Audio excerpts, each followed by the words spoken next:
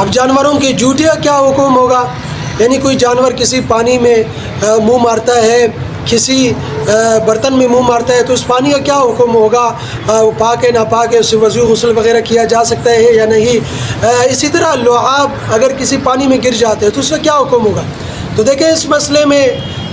یہ اصولی بات ذہن میں رکھیں کہ چونکہ جوتے میں لعاب کی آمیزش ہوتی ہے اور لعاب گوشت سے پیدا ہوتا ہے، تو جس کا گوشت پاک ہوگا اس کا جوتا بھی پاک ہوگا، جس کا گوشت ناپاک ہوگا اس کا جوتا بھی ناپاک ہوگا۔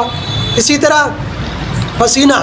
چونکہ وعرق کل شیء معتبر بصوره لأنهما يتولدان من لحمه، پسینہ بھی گوشت سے پیدا ہوتا ہے، تو پسینہ کا بھی وہی حکم ہوگا جو جوتے کا حکم ہوگا، یعنی جس کا جوتا پاک ہے اس کا پسینہ بھی پاک ہوگا، جس کا جوتا ناپاک ہوگا اس کا پسینہ بھی ناپاک ہوگا۔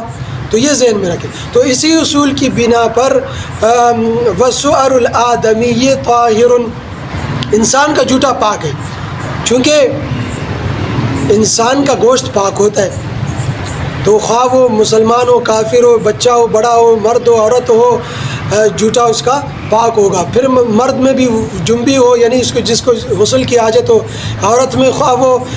مینسس کی حالت میں ہو، حیض کی حالت میں ہو، نفاس والی عورت ہو، بہرحال انسان کا جوتا پاک ہے۔ ہاں ایک صورت ہے ناپاکی کی، اگر کوئی ناپاک چیز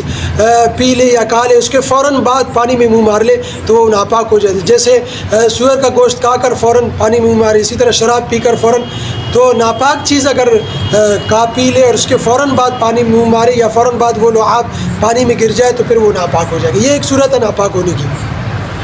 اچھا، یہ نہ کہا جائے کہ جب آپ نے یہ بھی بیان کیا، یہ مسئلہ ہے کہ جب انسان کسی پانی میں گر کر مر جاتا ہے تو وہ پانی تو سارا ناپاک ہو جاتا ہے، حالانکہ ابھی کہا گوشت پاک ہے، تو وہ اس لیے وہ خون کی وجہ سے، وہ خون کی وجہ سے حرمت علیکم المیتۃ والدم،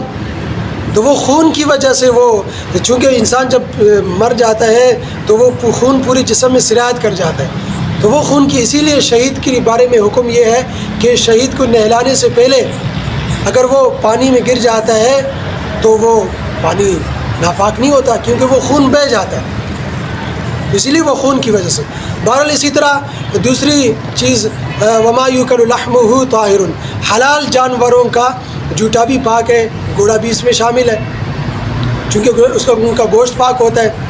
اسی طرح ان کا پسینہ بھی پاک ہوگا، جب جوتا پاک ہے تو پسینہ بھی پاک ہوگا۔ اسی طرح غیر دموی جانور، ایسا جانور جس میں خون نہ ہو تو اس کا جوتا بھی پاک ہے۔